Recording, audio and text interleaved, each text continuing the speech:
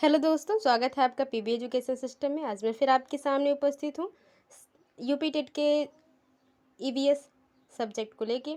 और आज हम पर्यावरण में बात करने वाले हैं टॉप 30 क्वेश्चन के। और ये जो टॉप 30 क्वेश्चन होने वाले हैं बहुत ही इंपॉर्टेंट होने वाले हैं, ये आपको बताना नहीं है। जो जहाँ पे जिस क्वेश्चन के बारे में हमें डिटेल में बात करनी होगी वहाँ पे हम डिटेल में बात करेंगे। और इन 30 क्वेश्चन को मात्र 20 से 22 सेकेंड मिनट में, माफ़ करिएगा,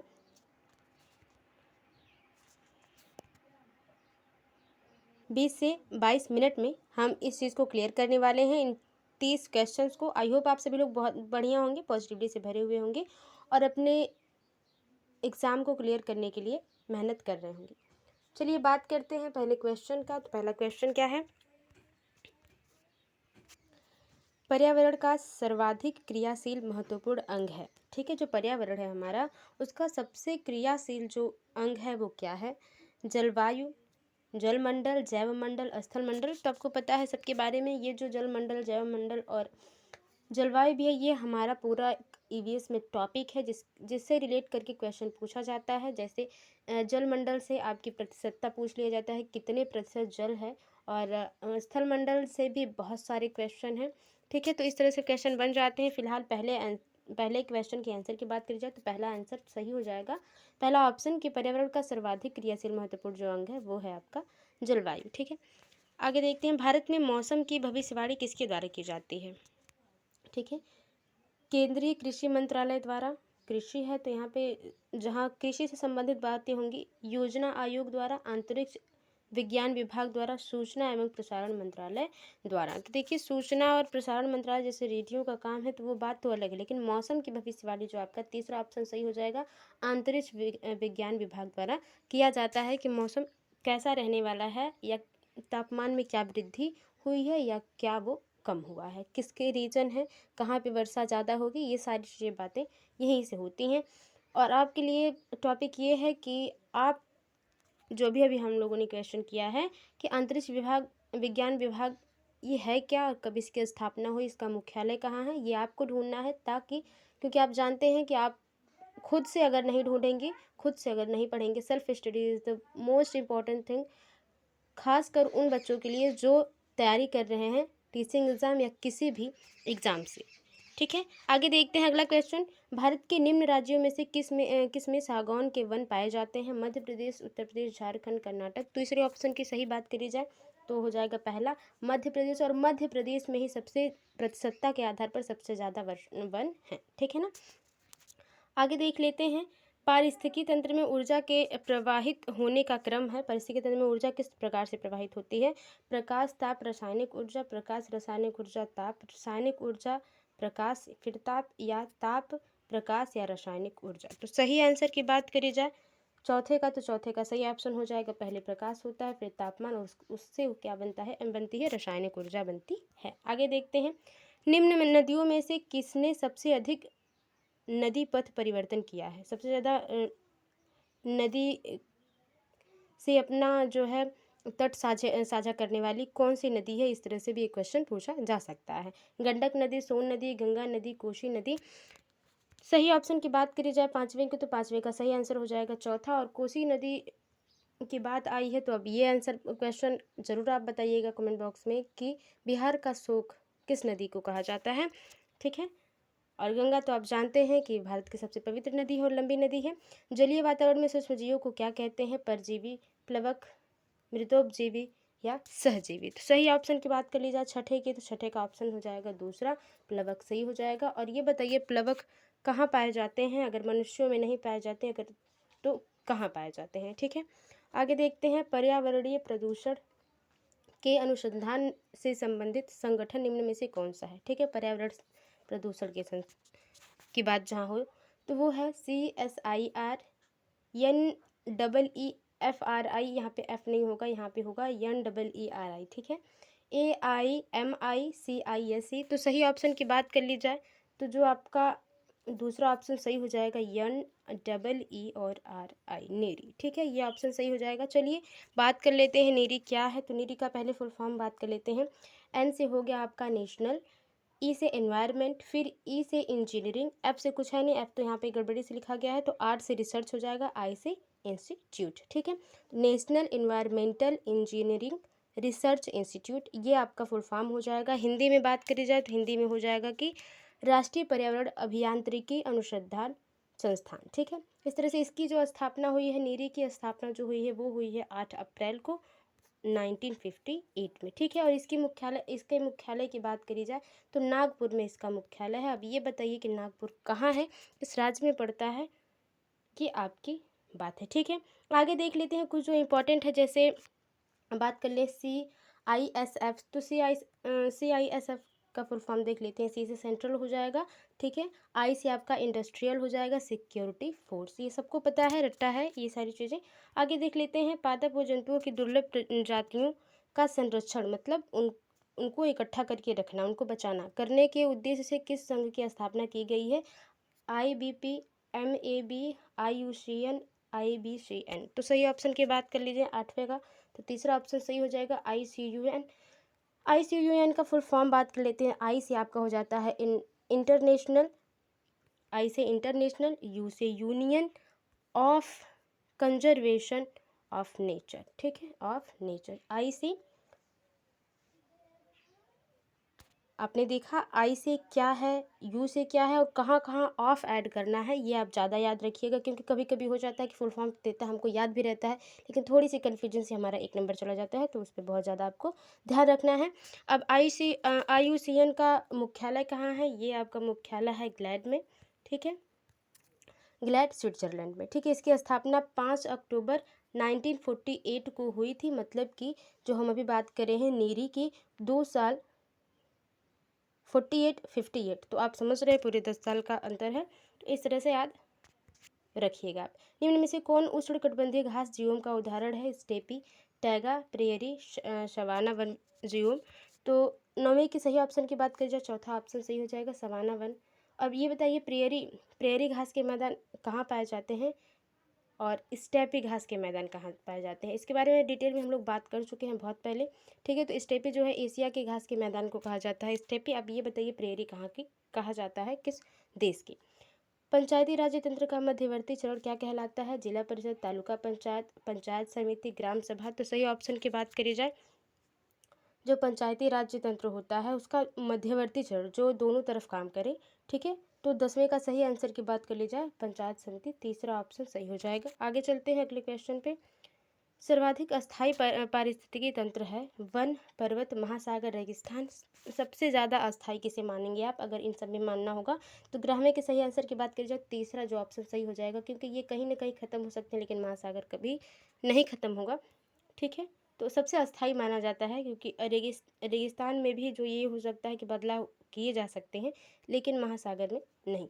वायु प्रदूषण की विश्वसनीय संकेत हैं, सबसे आसान सबसे ज़्यादा पूछा जाने वाला क्वेश्चन है, हरी शैवाल तथा जलीय, लीवर बर्ड, फर्न तथा साइकस, लाइकेन तथा मॉस, नीम तथा आम। तो ये होगा नहीं, पेज से संबंधित ये है नहीं। वायु प्रदूषण सबसे ज़्यादा जहाँ होता है वहाँ पे क्या हो जाता है संकेत, जो बढ़ाने का सही आंसर हो जाएगा वो आपका हो जाएगा तीसरा। जहाँ पे वायु प्रदूषण होता है वहाँ पे लाइकेन होता है जो उगने लगता है। लाइकेन एक सहजीवी है जो कवक और शैवाल के बीच क्रिया करता है और ये उन्हीं पर निर्भर रहता है। आगे देखते हैं, समुद्री शैवालों में पाए जाने वाले तत्व हैं लोहा, आयोडीन, कैल्शियम, सोडियम। तो समुद्री शैवाल हैं तो उनमें सबसे ज़्यादा क्या पाया जाएगा, तो 13वें का सही आंसर हो जाएगा दूसरा, आयोडीन ही। ठीक है, आगे देखते हैं, काजीरंगा वन्यजीव अभ्यारण्य किस नदी के किनारे स्थित है। बहुत ही अच्छा क्वेश्चन पूछा है, गंगा, ब्रह्मपुत्र, यमुना, दामोदर।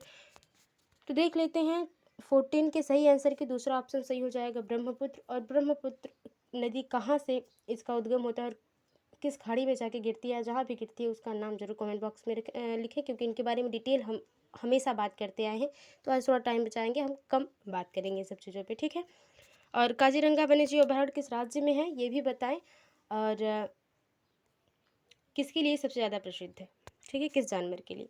निम्न में से किस राज्य की सीमा समुद्र तट से सबसे समीप है। ठीक है, उत्तर प्रदेश, छत्तीसगढ़, राजस्थान, झारखंड। अब इन सब के हिसाब से देखा जाए तो 15वें का सही आंसर अगर हम देख ले तो हो जाएगा चौथा, क्या हो जाएगा, राज्य सीमा समुद्र तट के सबसे समीप है, तो उत्तर प्रदेश तो आपका यूपी ऊपर आ जाता है, ये नेपाल और ये उत्तराखंड के साइड में यहाँ पे, तो यहाँ पे तो कुछ बात हो नहीं पाती।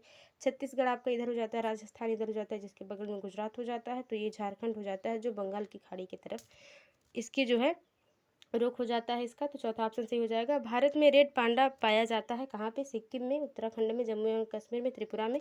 तो सही ऑप्शन की बात करी जाए 16वें की, तो 16वें का सही ऑप्शन हो जाएगा सिक्किम में, सबसे पहला ऑप्शन ये सही हो जाएगा। अब ये बताइए जम्मू कश्मीर का कौन सा ऐसा वन्य जीव अभ्यारण्य है, या आप कह सकते हैं कि राष्ट्रीय उद्यान है जो सबसे बड़ा है, उसका नाम जरूर लिखें। ठीक है, निम्नलिखित में से किस राज्य की कोई समुद्री सीमा नहीं है? गोवा, त्रिपुरा, उड़ीसा, केरल।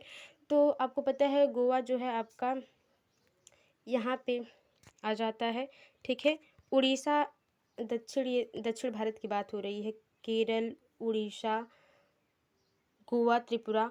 अब ये बताना है हमको कि 17वें का सही आंसर क्या हो जाएगा, तो 17वें का सही आंसर हो जाएगा दूसरा, जो हो जाएगा आपका त्रिपुरा। ठीक है ना, त्रिपुरा हो जाएगा, जो आपके सेवन सिस्टर की तरफ में पाया जाता है। मतलब कहने का मतलब है कि आपका पूर्वी राज्यों में है ये। ठीक है, आगे देखते हैं किस प्रदेश की सीमा उत्तर प्रदेश से नहीं लगती है? बहुत ही आसान क्वेश्चन है, छत्तीसगढ़, झारखंड, महाराष्ट्र, मध्य प्रदेश।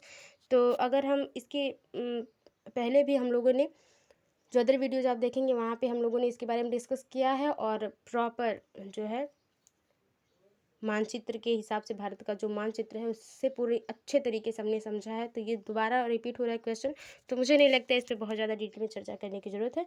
18 की सही ऑप्शन की बात कर ली जाए तो तीसरा ऑप्शन सही हो जाएगा महाराष्ट्र। ठीक है, आगे देखते हैं बसंत काल में फसलों के लिए सर्वाधिक हानिकारक होता है? औस, पाला, तुषारपात, अधिक तापमान। तो सही आंसर की बात कर ली जाए 19 के, तो 19 का सही ऑप्शन हो जाएगा तीसरा, तुषारपात जो है वो सबसे ज़्यादा हानिकारक है फसलों के लिए बसंत काल में। प्रकृति में सर्प पादप पर निर्भर कीटों को खाते हैं, जैसे सर्प है, ठीक है, वो कीटों को खाते हैं। यदि मोर सर्प को खाता है तो मोर होगा, क्या होगा? प्राथमिक उपभोक्ता, प्राथमिक अपघटक, पादपों का अंतिम अपघटक, खाद्य स्रोत का शीर्ष। तो सही ऑप्शन की बात कर ली जाए 20 के, तो 20 का सही आंसर हो जाएगा चौथा सही ऑप्शन हो जाएगा, जो मोर होगा वो सबसे शीर्ष पर होगा अगर हम बात करें, क्योंकि देखिए सर्प है तो कीटों को खाता है, तो कीट यहाँ पे आ जाएंगे, सर्प। अब सर्प इसको खाता है, सर्प को मोर खाता है, यहाँ पे मोर हो जाएगा, तो मोर खाद्य श्रृंखला के सबसे ऊपर हो जाएगा। ये बहुत ही आसान क्वेश्चन है, बहुत ज़्यादा यूपीटेट में पूछे जाते हैं। ताजमहल को किसके प्रभाव से खतरा बना हुआ है? Chlorine, bromine, sulphur dioxide, carbon dioxide. तो सही ऑप्शन की बात कर ली जाए 21 के, तो 21 का सही ऑप्शन हो जाएगा तीसरा, सल्फर डाइऑक्साइड। क्यों? क्योंकि ये मिलकर कहीं ना कहीं जो है इसका जो बहुत बड़ा योगदान होता है अम्ल वर्षा में, और अम्ल वर्षा ताजमहल के कलर को जो है धुंधला कर रही है, मतलब कि वाइट से वो हल्का हल्का येलोइश हो रहा है। तो ये ऑप्शन सी हो जाएगा। DDT की सांद्रता का उच्चतर पोषण स्तरों में बढ़ता संग्रह कहलाता है? जैविक सांद्रण, जैविक मूल्यांकन, जैविक विभव या जैविक मान।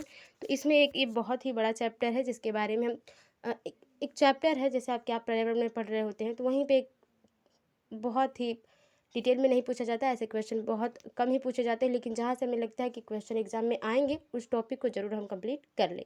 22 के सही आंसर की बात कर ली जाए तो 22 का सही आंसर हो जाएगा जैविक सांद्रण। इसके बारे में हम बात करेंगे कभी फिर। आगे देखते हैं लाइकेन निम्न में से किसका उदाहरण है? अभी अभी हम लोगों ने इसकी बात कर ली। सहोपकारिता, सहभोजिता, परजीविता, स्पर्धा।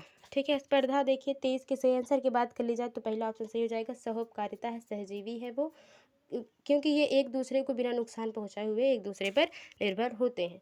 निम्न में से कौन सी धातु मानव में विषाक्तता उत्पन्न करती है? जस्ता, सीमा नहीं सीसा है, यहाँ पे बना लीजिएगा आप, सीसा, लोहा और मैग्नीशियम। तो मानव में जो विष उत्पन्न कर देता है वो है आपका 24 का सही आंसर हो जाएगा आपका दूसरा, सीसा ही है। बहुत ज़्यादा रटा हुआ ये चीज़ है।